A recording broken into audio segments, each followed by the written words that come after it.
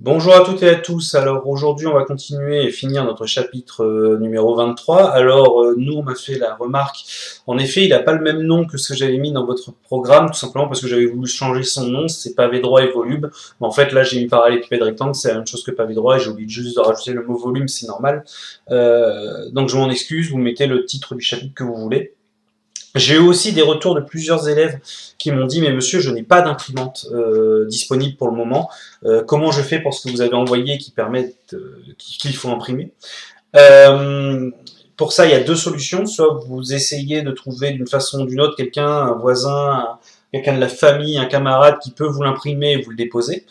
Ou alors, vous attendez en espérant que nous reprenons l'école en juin et que vos parents vous autoriseront à venir à l'école en juin. Si jamais on se revoit, je vous les imprimerai sans souci et je vous les donnerai. Mais en attendant, voilà, il faut que vous ayez vos figures pour la fin de l'année parce que c'est le genre de chapitre important que vous pourriez être amené à refaire des exercices dessus, voire des évaluations l'année prochaine.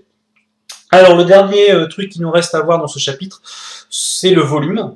Nous avons un objet en 3D, vous savez qu'un objet en 2D, c'est-à-dire sur une feuille, un objet plat, une figure plane, comme un rectangle, vous avez son périmètre, c'est le contour, l'air, c'est l'intérieur, et ben en 3D, il y a aussi ce qu'on appelle le volume. Le volume, c'est l'espace que prend l'objet dans la vie réelle. Par exemple, une armoire, on va pas parler en mètres carrés, ce serait pour la place au sol, on va parler en volume pour voir la place qu'elle prend dans l'intégralité de la pièce, d'accord ? Donc, le volume d'un solide est la mesure de son intérieur. Le volume est une grandeur, il ne faut pas oublier de préciser son unité. L'unité légale, encore une fois, légale ici, ça ne veut pas dire autorisée par la loi, ça veut dire celle qui est le plus utilisée. Il y a d'autres unités de volume, dont le litre, mais pour une armoire, on ne va pas dire c'est une armoire qui fait autant de litres, on parle en mètres cubes. Donc c'est le mètre cube, le petit m avec un petit 3, qui correspond au volume d'un cube qui ferait 1 mètre sur 1 mètre sur 1 mètre, etc. Attention, les conversions sont différentes que celles des longueurs et des aires. Pour les longueurs, vous avez le tableau kilomètre, hectomètre, décamètre, mètre, décimètre, centimètre, millimètre. Pour les aires, vous avez le même avec un petit 2, mais dans chaque colonne, vous avez 2 colonnes. Et bien là, vous allez avoir le même avec un petit 3. Mais résultat, vous allez donc avoir par unité 3 colonnes. Alors, je vous demande de refaire ça, ne le faites pas entièrement. Imaginez, il y aurait kilomètre, hectomètre, décamètre, mètre, décimètre, centimètre, millimètre, et dans chaque colonne, il faut mettre 3 colonnes.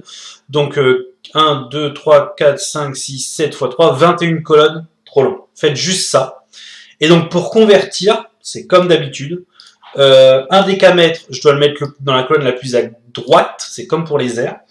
Pour savoir combien ça fait en mètres cubes, 1 décamètre, je vais jusqu'à tout à droite des mètres cubes. Hop. Et pour un décimètre cube, pareil, j'ai 1 décamètre cube et je vais hop jusqu'à droite des décimètres cubes. Tac, comme ça. On va faire un autre exemple. Je vais... Tac, tac, tac, je vais faire comme ça.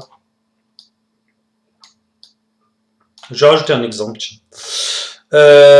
Si je mets, je sais pas, on va dire 41,5 mètres cubes, je mettrai après, et je le veux en décamètres cubes, et ben 41,5 mètres cubes, il faut que le 1, le chiffre des unités, soit dans les mètres cubes, donc il est là, 41,5, d'accord.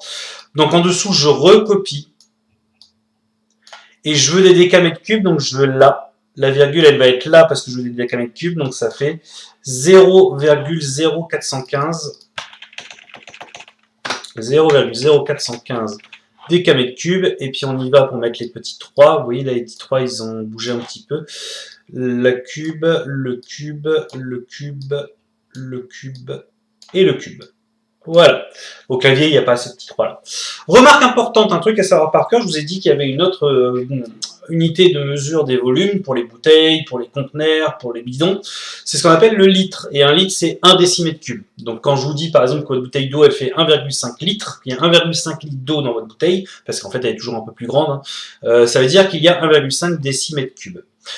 Le volume d'un parallélépipède rectangle, eh ben, il se calcule d'une formule très simple que vous avez certainement déjà vue, c'est longueur fois largeur, et on rajoute fois la hauteur par rapport à l'air, tout simplement parce que maintenant il y a la hauteur. D'accord? Donc longueur fois largeur fois hauteur.